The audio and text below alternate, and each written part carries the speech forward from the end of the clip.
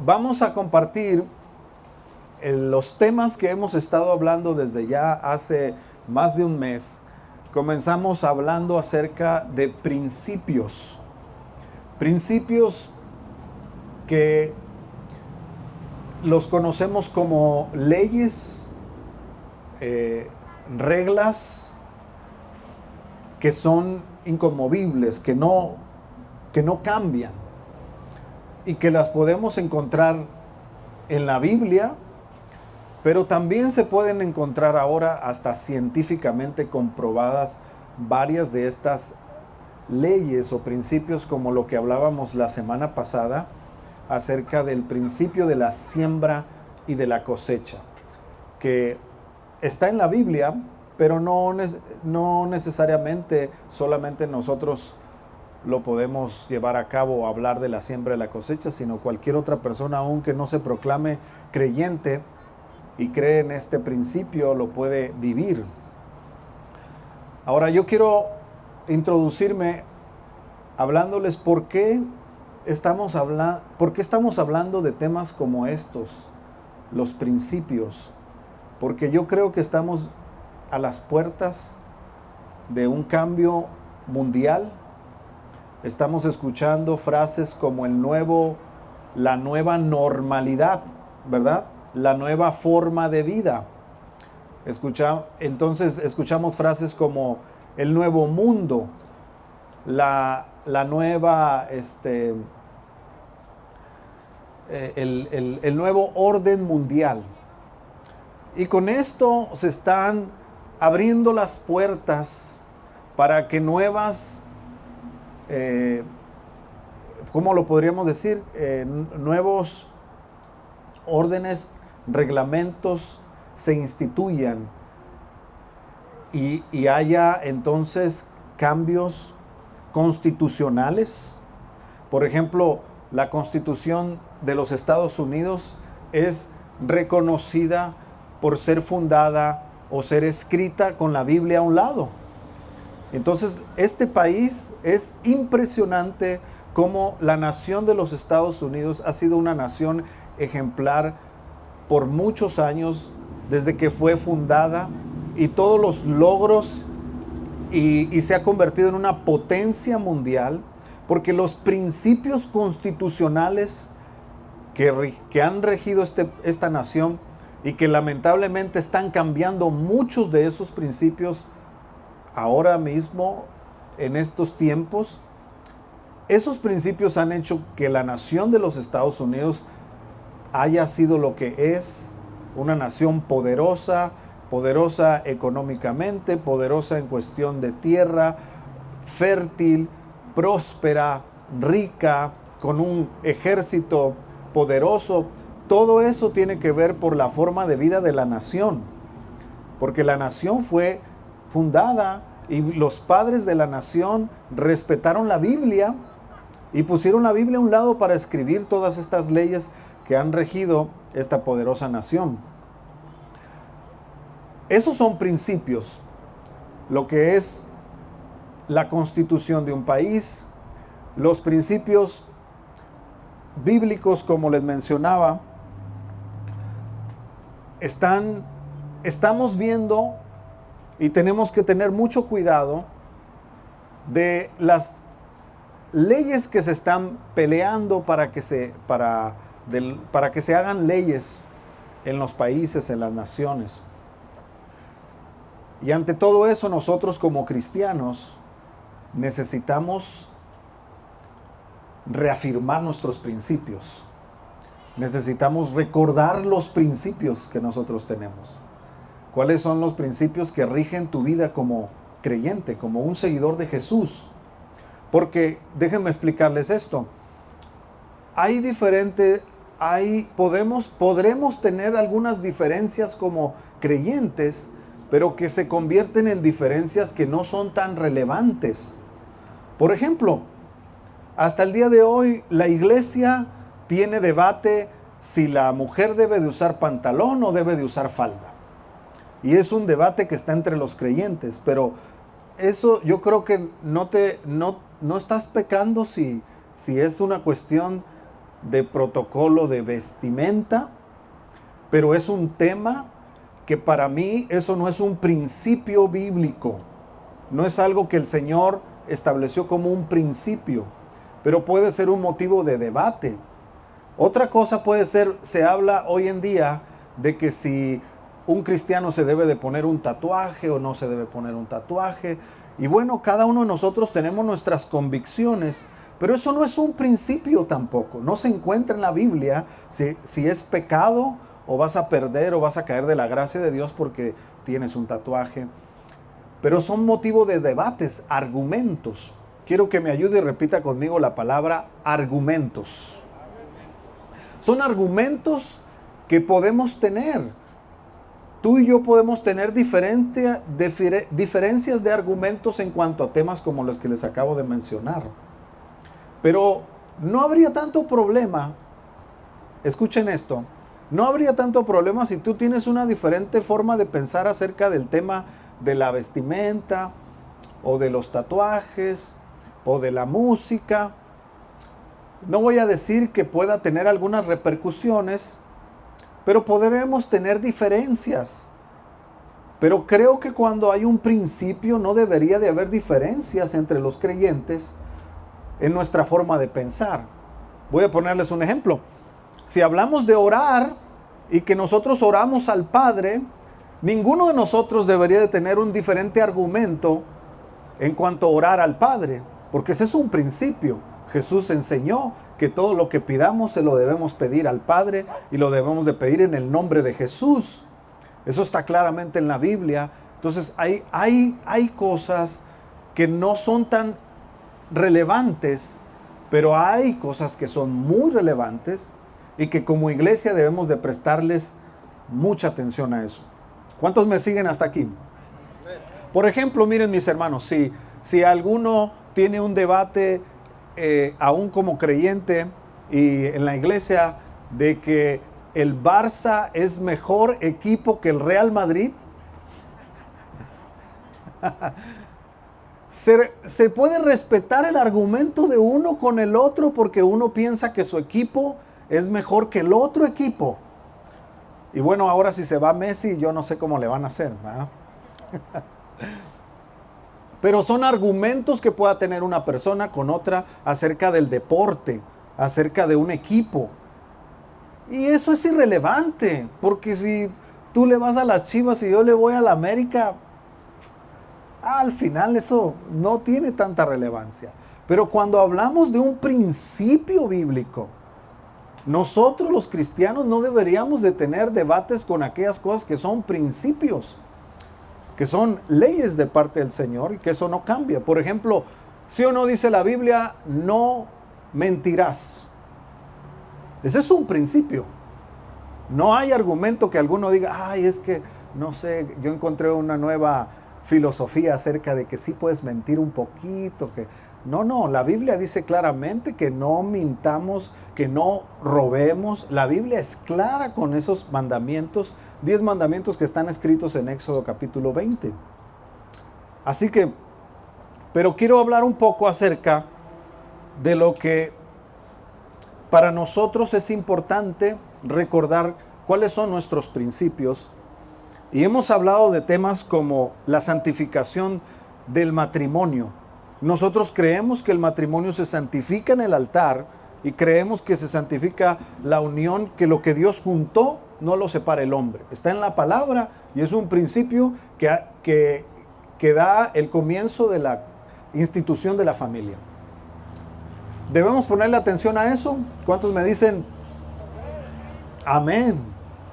¿Debemos cuidar eso en tu familia? El saber que el matrimonio es un principio establecido por Dios y que debemos de mantenerlo y debemos de retroalimentar esa enseñanza con nuestros hijos acerca de la santificación del matrimonio. Es un principio que el Señor establece. La palabra, la familia es instituida por el Señor y eso también es algo fundamental en cuanto a nuestros principios. El trabajo. Es importante el trabajo, sumamente importante el trabajo. Todo aquel que tenga la doctrina de ser flojo y no querer trabajar, tiene demonios adentro, hay que liberarlo. El trabajo es sumamente importante y la Biblia habla del trabajo. El Señor a Adán, ¿sí o no lo puso a trabajar? Desde el principio lo puso a trabajar. Y hasta el apóstol Pablo dijo en una ocasión que el que no trabaje, que no coma. Entonces, es importante todos estos temas, la iglesia, el congregarse, hemos hablado del altar, el sacrificio, hemos hablado de ofrendar, de los diezmos, hemos hablado de la congregación, del honrar, el tema del perdón, el tema del respeto, la regla de oro de que lo que quieres que los demás hagan contigo, tú debes hacerlo primero con ellos. Hablamos la semana pasada de la siembra y de la cosecha y podríamos hablar de muchos más temas que para nosotros rigen nuestra vida. Son los temas que vamos aprendiendo de la palabra de Dios. Ahora, les voy a leer 2 Corintios capítulo 10, versículo 3 al 5. Segunda carta a los Corintios, capítulo 10, versículo 3 al 5. Dice así: pues, aunque andamos en la carne, no militamos según la carne, porque las armas de nuestra milicia no son carnales, sino poderosas en Dios para la destrucción de fortalezas. El verso 5 es el verso donde vamos a basar todo lo que voy a seguir comentándoles. Derribando argumentos y toda altivez que se levanta contra el conocimiento de Dios, y llevando cautivo todo pensamiento a la obediencia a Cristo, y estando prontos para castigar toda desobediencia cuando vuestra obediencia sea perfecta. Fíjense que el apóstol Pablo está escribiendo y utiliza palabras como militar. Lo militar, está utilizando algo que nosotros podemos ver a un ejército, y él utiliza la palabra armas. Dice, aunque andamos en la carne, no militamos según la carne, porque las armas de nuestra milicia, que él está diciendo, las armas de nuestro ejército, nos está posicionando como que fuésemos soldados, guerreros, y que somos soldados de un ejército, y que tenemos armas como todo buen soldado que pertenece a un ejército. Y entonces está diciendo, no militamos según la carne, las armas de nuestra milicia no son carnales. Lo que también nos tendría que llevar a entender que a pesar de que está hablando de armas, que podríamos ver metralletas, misiles, rifles de doble salida con las pistolas esas calibre 45 y todas las armas que podamos nosotros conocer, dice el apóstol Pablo, pero nuestras armas no son esas, no son carnales. Nuestras armas son espirituales y son poderosas en Dios para la destrucción de fortalezas. Y eso vamos a tener en mente la palabra fortaleza, la destrucción de una fortaleza. Si ustedes han visto una película donde se mira claramente la guerra, la fortaleza es aquel muro que se edifica en las líneas de los territorios de un ejército, y lo hacen de piedra o lo pueden hacer de costales de arena, y esa es una fortaleza para que si el enemigo viene, las balas y todo pueda pegar contra ese muro y no pase de ahí hacia el otro lugar. Esa es la razón de una fortaleza, y de ahí el apóstol Pablo está extrayendo esa palabra, derribando fortalezas, porque si no se derriba la fortaleza, no se puede entrar, como cuando cayó el muro de Berlín y entonces pudieron pasar. Todo cuando se caen los muros, como cayeron los muros de Jericó, también esos eran fortalezas que impedían que pudiesen entrar los ejércitos enemigos.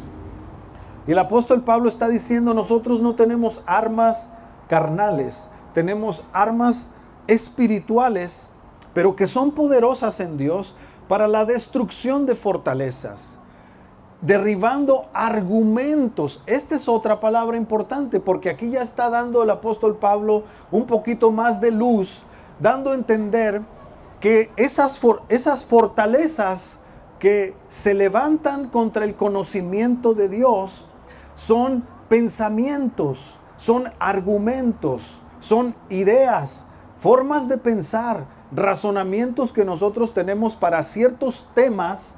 Entonces nosotros tenemos ciertas ideas acerca de pensar del tema, como le mencionaba, del mentir, del robar, de la familia, del matrimonio, del dar, del servir. Cada uno vamos teniendo ciertas formas de pensar, ciertos argumentos que se convierten en cierto momento en fortalezas si son en contra de lo que dice la palabra de Dios. Porque si el Señor está hablando de que debemos seguir este principio para que Él nos bendiga, y yo tengo una diferente forma de pensar, en mi cabeza, en mi mente se levanta un muro, una fortaleza, y mi tema en relación al matrimonio o en relación a la paternidad es diferente a la Biblia, porque tengo otra idea, otro argumento. Y el apóstol Pablo está diciendo, se necesita usar un misil, un misil espiritual. Imagínense al Señor, al Espíritu Santo, el poder que tiene la palabra de Dios, el Señor agarrar un proyectil y ponérnoslo así en la cabezota. Y decía el Señor, te voy a soltar un misil para que pueda destruir la fortaleza que está en tu cabeza. Eso que impide que entre mi conocimiento, eso que impide que entre mi palabra y que por mi palabra pueda ser bendecido, pueda ser transformado. ¿Cuántos le damos gracias a Dios por esos misilazos que nos ha tirado el Señor y nos ha transformado? ¡Oh, gloria a Dios! Que Él nos ha cambiado. Miren, yo les voy a comentar un poco de algunas cosas que me gusta hablar en relación a esto. Nosotros, yo recuerdo cuando a mí me presentaron a Cristo, yo fui a una casa y en esa casa hablaron de la palabra y fue algo maravilloso el ambiente. Ustedes saben que en las casas donde se habla de la palabra y luego siempre hay café, pan, y si bien te va hasta enchiladas, tacos dorados puede haber en esa reunión. Yo estuve en una reunión de esas, me fue muy bien el ambiente, los hermanos, la comida y todavía alguien que te enseñara la palabra. Y ahí estaba un hermano que yo escuché la palabra y me bendijo. Y yo dije, qué bonito mensaje. Hasta el día de hoy me recuerdo el primer mensaje que yo escuché. El hermano habló de que nosotros somos espíritu y que tenemos un alma y vivimos dentro de un cuerpo. Ese fue su tema. Yo lo escuché y lo escuché y me agradó. Y dije, me gustó cómo habló, qué bonito, me gustó el tema. Y cuando yo salí de ahí, inmediatamente se levantaron todos los gigantes que trae uno en la cabeza en contra del tema que habló el hermano. Yo salí a la banqueta y dije, no, pero antes de que me atrapen aquí, mi hombre viejo, mi carnota me sacó de la casa y me paré en la banqueta y dije, aquí estoy mejor. Porque ya estaba empezando cómo traer un argumento en contra de un mensaje que había predicado este hermano. Y yo ya me estaba preparando. Y esa actitud yo la presenté por mucho tiempo. Yo recuerdo que estuve ahí, recibo el mensaje, me gusta el mensaje. Y cuando llego a la casa yo ya tenía que decirle a Emma, por si ella me decía, oye, ¿te gustó el mensaje? Para que volvamos a ir y recibamos la palabra. Yo ya andaba buscando, todavía no existía el YouTube, ¿no? Pero me hubiera puesto a buscar unos mensajes en contra de los grupos en las casas o no sé, a ver qué sacarle a ella para contrarrestar que me estaba pidiendo que siguiera buscando a Dios.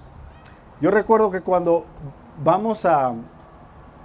regresamos a Tijuana, porque eso que les estoy contando lo vivimos acá en esta área. Cuando íbamos a la iglesia, yo ya antes de subirme al carro le decía, no voy a usar una Biblia así como la que trae Manuel. Préstame tu Biblia, Manuel. Ya casi no hay cristianos con Biblia. Eres único. Antes todos traían una Biblia así.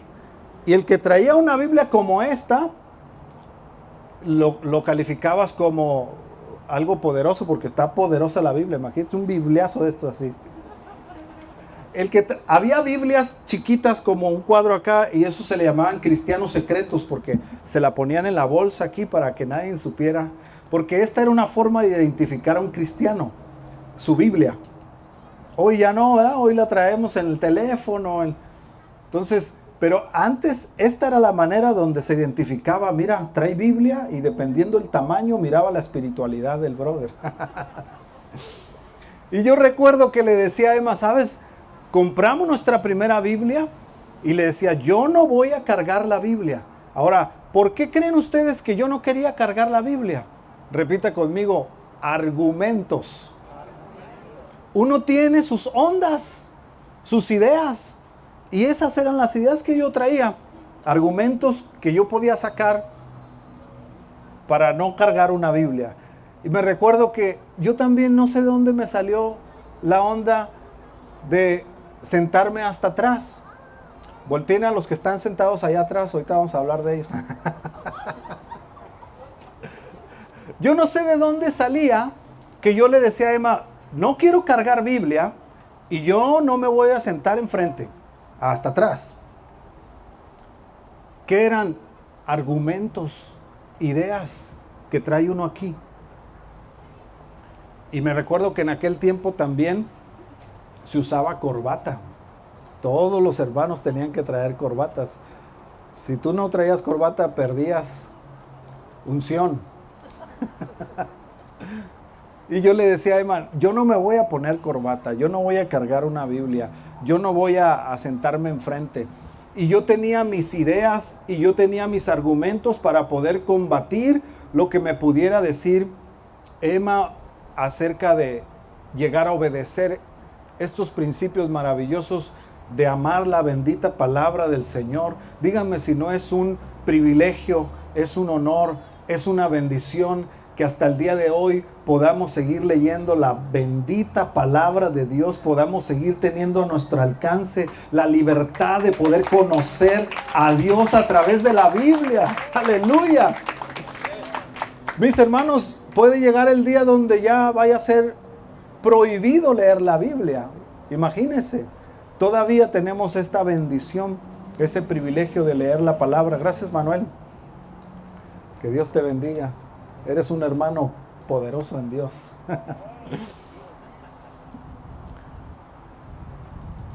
Argumentos que uno formula, por ejemplo, hoy hay temas, en el tema de la vida,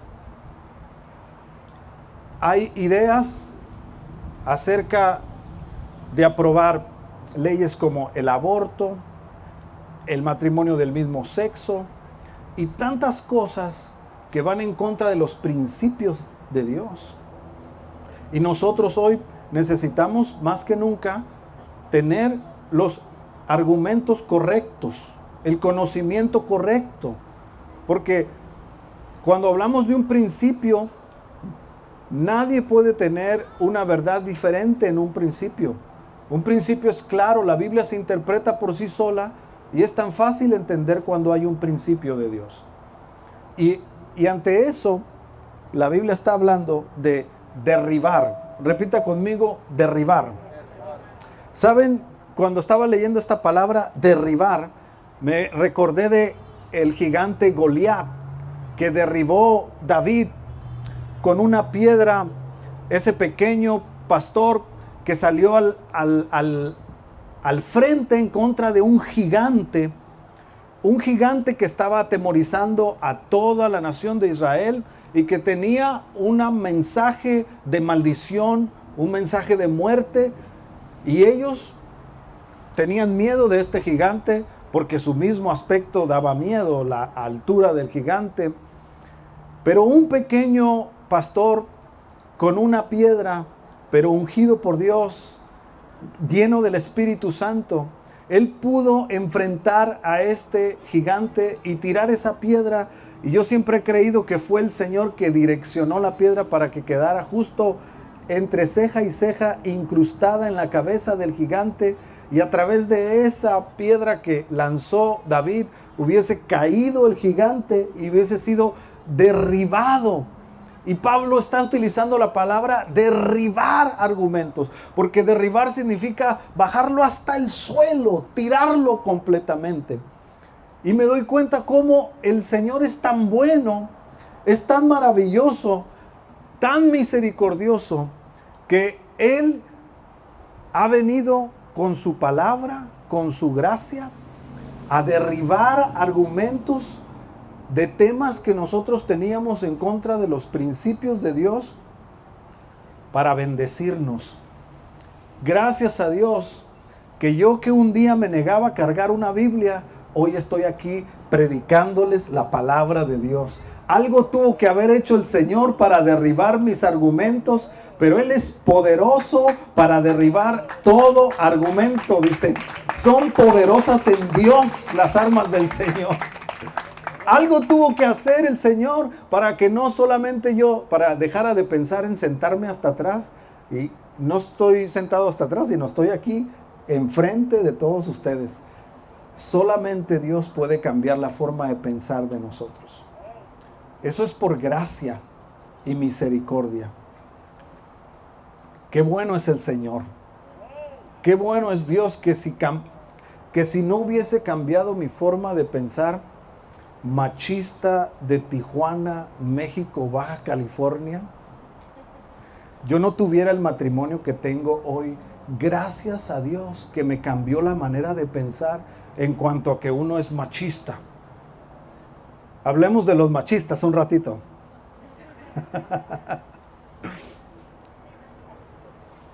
Hablemos de que nosotros no podemos lavar trastes porque el jabón nos pica. El macho no puede lavar su traste, no puede levantar su plato porque es macho. Y la mujer es mujer porque le tiene que dar de comer y le tiene que hacer esto.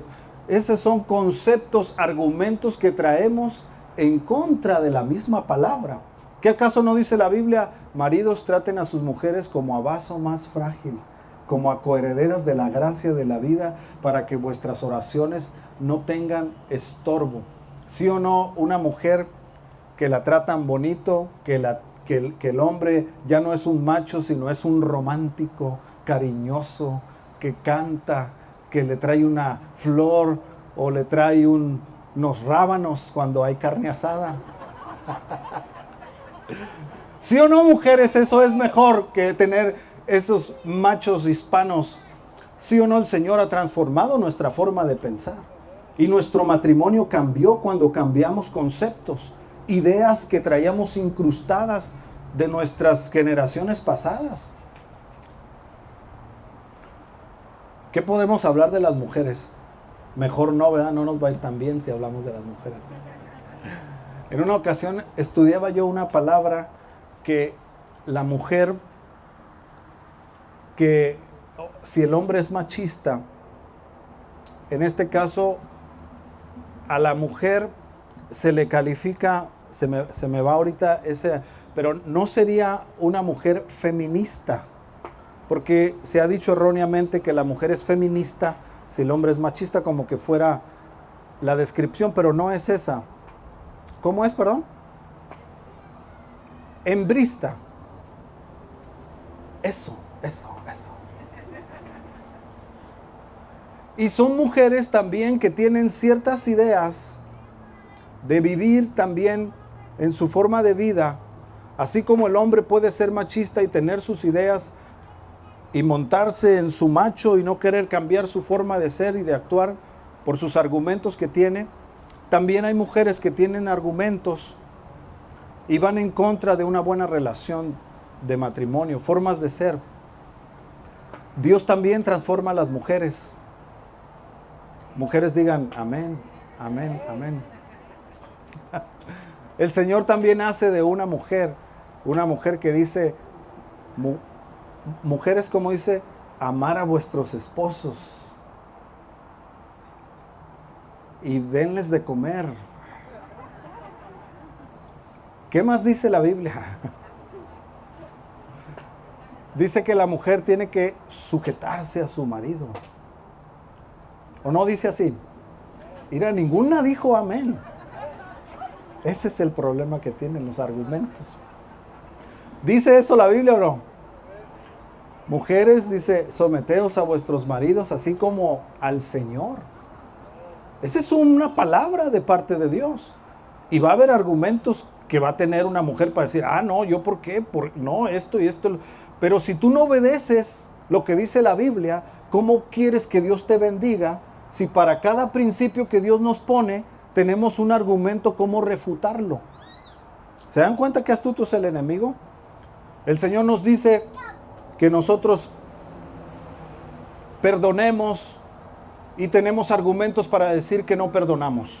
No, es que tú no me entiendes, tú no sabes por lo que yo he pasado, por eso yo no perdono. Pero dijo el Señor que el que no perdona no puede ser perdonado. Entonces, qué importante es que todos aquellos argumentos que uno tiene en contra de la palabra sean derribados. Diga conmigo, derribados en el nombre poderoso de Jesús. Y denle un aplauso fuerte al Señor. Que la palabra de Dios, yo creo que esa es una figura importante. Fue una piedra la que se clavó en la frente del gigante Goliat. Y yo creo en el poder que tiene la palabra de Dios, que la palabra de Dios es aquella que va a penetrar en el frontal de nosotros, en nuestro cerebro, y es el poder de la palabra que va a derribar los gigantes que hay en nosotros, para que nosotros podamos tener una vida distinta, vivir un nuevo principio. Yo recuerdo cómo Dios a través de su palabra fue llegando a mí y cambiándome mis formas de pensar, las ideas que yo tenía. Quiero leerle lo que dice Hechos capítulo 7, verso 51.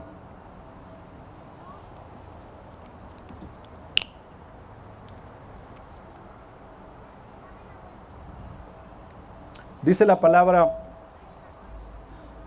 duros de cerviz e incircuncisos de corazón y de oídos.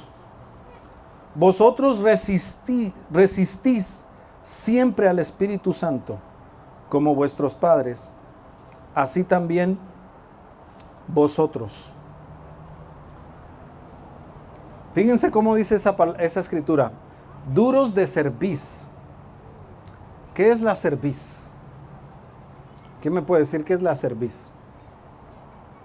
Dice duros de cerviz. Aquí, ¿verdad? Aquí. Tóquese aquí. Sienta si está duro. Porque dice la Biblia, duros de cerviz. Tóquese, dese un masaje usted solo así. ¿Qué tanta tensión? Dura la cerviz. Dice, duros de cerviz. ¿Saben? Yo estaba meditando en eso. Y ahorita vamos a las otras dos, a ver si tenemos la ayuda de Dios para poder explicar.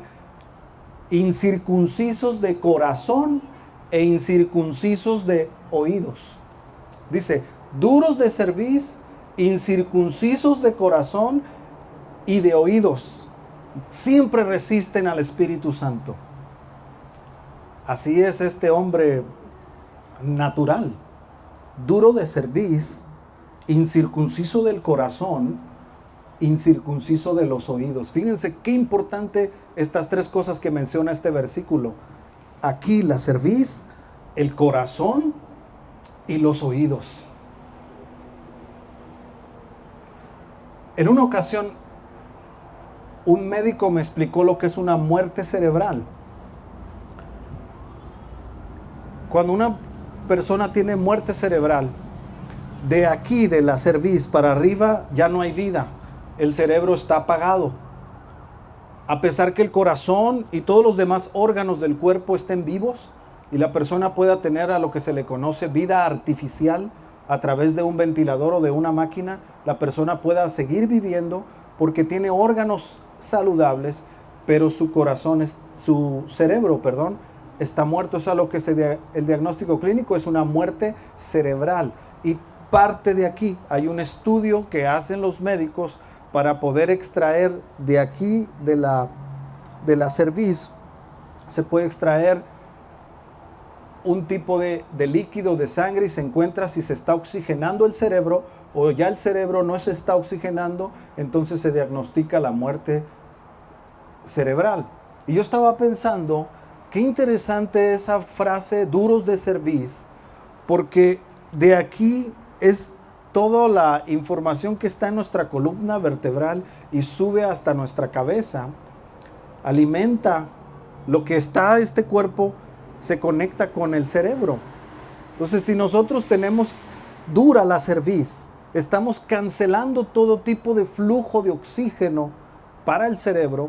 Y en este caso, si tenemos dura la cerviz, que se traduciría a ser terco, a ser necio, a no hacer caso, es como tener clausurado completamente el acceso a recibir conocimiento hacia la cabeza. Fíjense qué interesante. Y el Señor le dijo a su pueblo, ustedes son duros de cerviz, siempre resisten al Espíritu Santo. ¿Por qué? Porque el Señor les quería dar palabra, les quería dar conocimiento, les quería dar de su verdad, pero ellos siempre tenían clausurado esta parte de aquí. Y el Señor los califica como testarudos, como tercos. Todos nosotros, ninguno de aquí es terco, ninguno es testarudo, ¿verdad? Todos somos bien obedientes.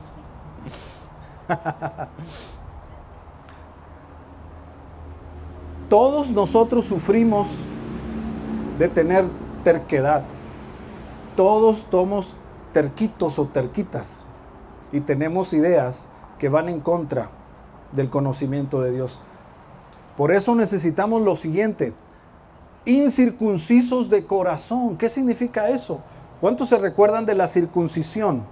Que era arrancar el prepucio, arrancar la carne, y tenía que ser arrancada completamente. El pacto que Dios hizo con Abraham, arrancar la carne y quitarla, esa es la circuncisión. Pero ahora la Biblia dice circuncisión del corazón. Quiere decir que el corazón, lo que está explicándonos la palabra de Dios, es que así como uno tiene que ir doblegando su cerviz, también el corazón tiene que ser circuncidado.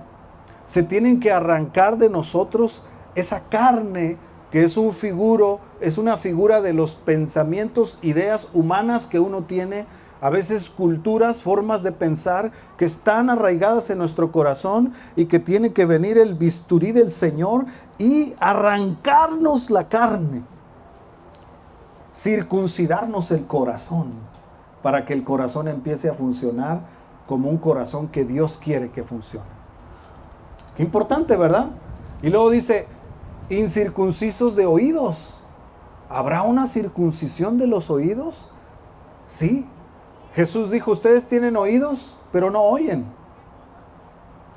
Qué interesante es que dijo en una ocasión Job, de oídas te había oído, Señor, pero ahora mis ojos te ven. Yo no fui la misma persona estando sentado, escuchando la palabra de Dios con mis argumentos. No fui el mismo oidor cuando fueron derribados mis argumentos, cuando fue circuncidado mi corazón. Me convertí en un diferente oidor.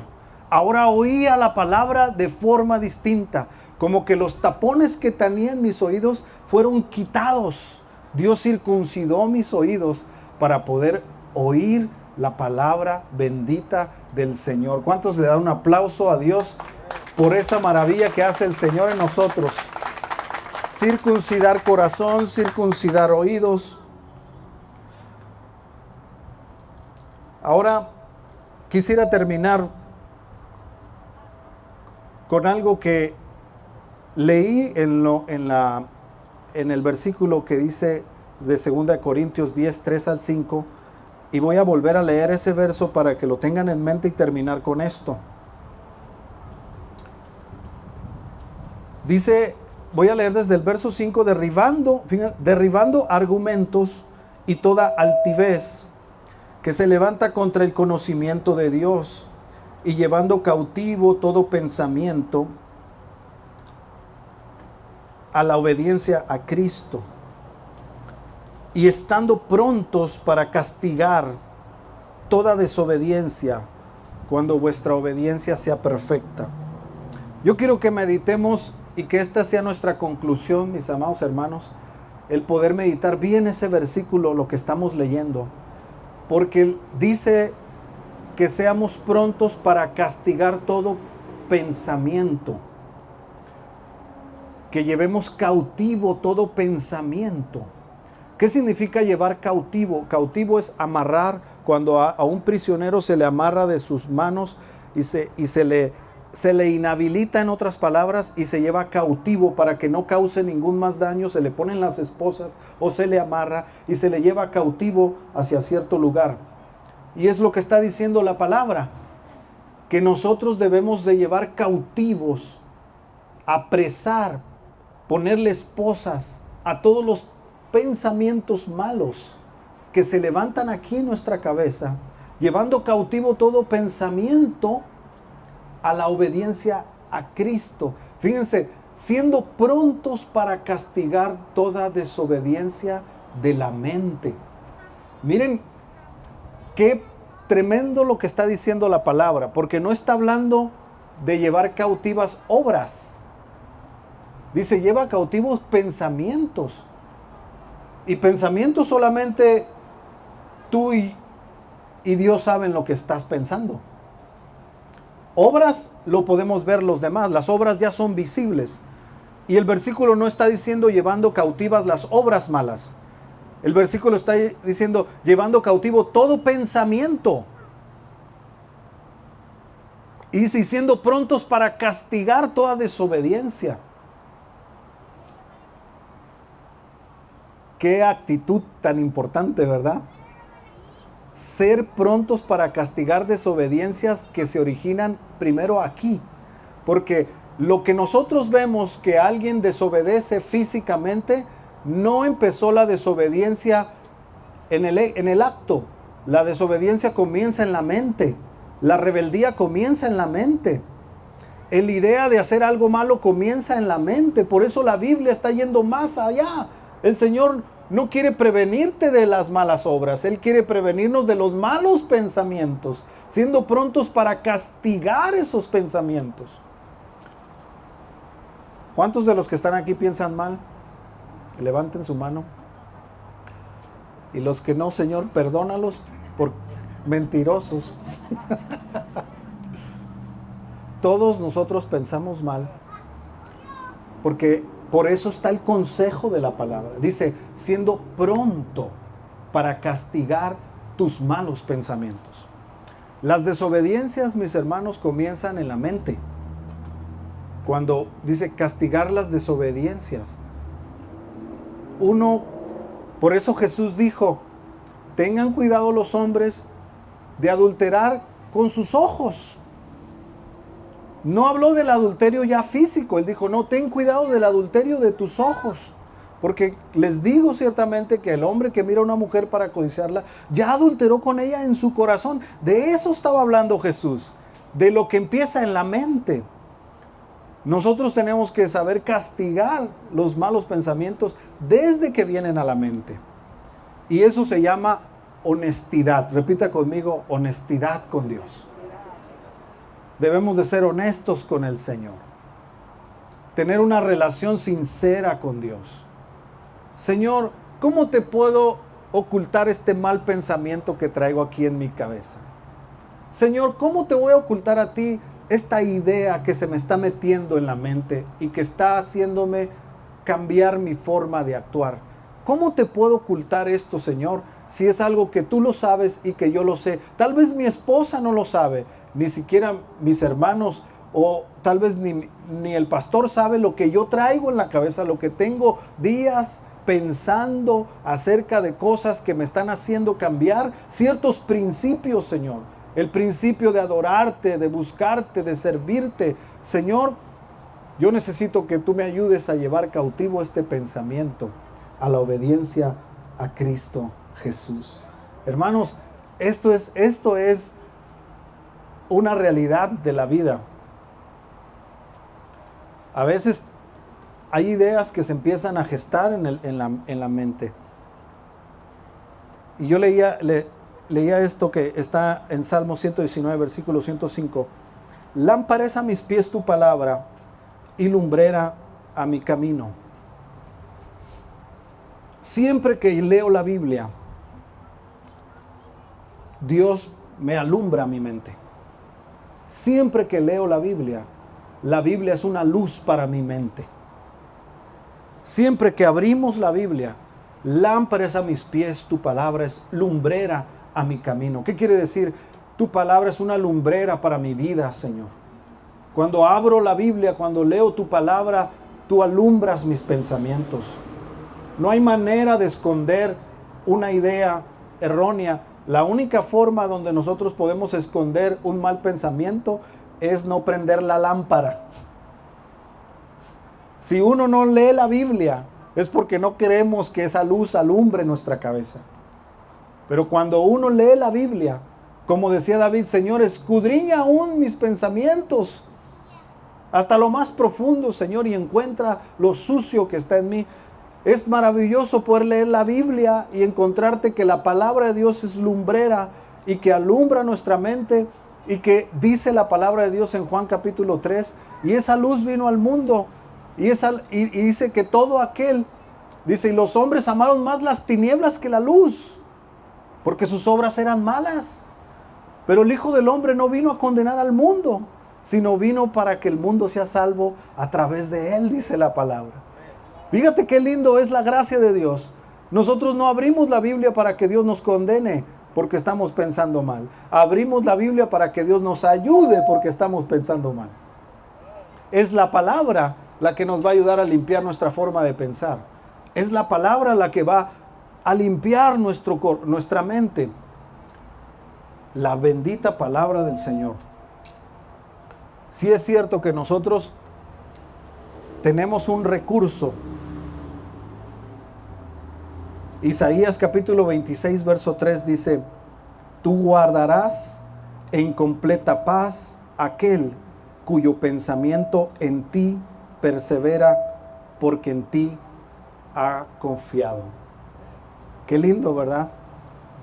Tú guardarás en completa paz aquel cuyo pensamiento en ti persevera.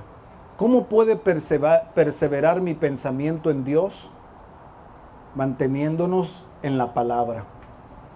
Josué capítulo 1, este es el libro de la ley. Persevera, medita en él de día y de noche para que hagas conforme en él está escrito. Entonces harás prosperar tu camino y todo lo que hagas te saldrá bien. Nosotros necesitamos esas armas poderosas que mencionábamos, poderosas en Dios para derribar fortalezas. No hay ninguna filosofía o ninguna teoría que pueda cambiarle la mente al hombre. Lo único que puede cambiar nuestra mente es la palabra. Esa sí es poderosa para transformarnos y cambiarnos. ¿Cuántos dicen amén? Denle un aplauso fuerte al Señor. Y póngase de pie, por favor.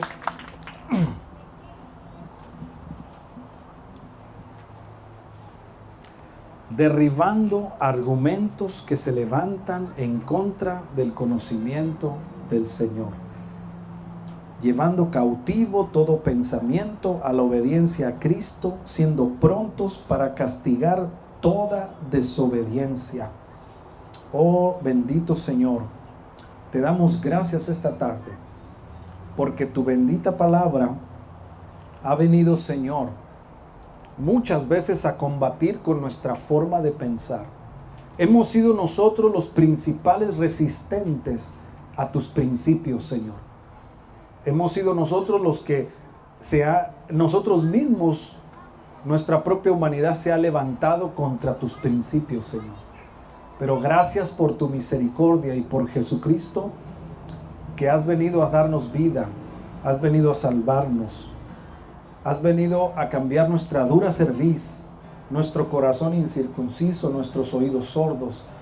Y ahora tú, Señor, nos estás dando vida a través de tu bendita palabra. Señor, te adoramos.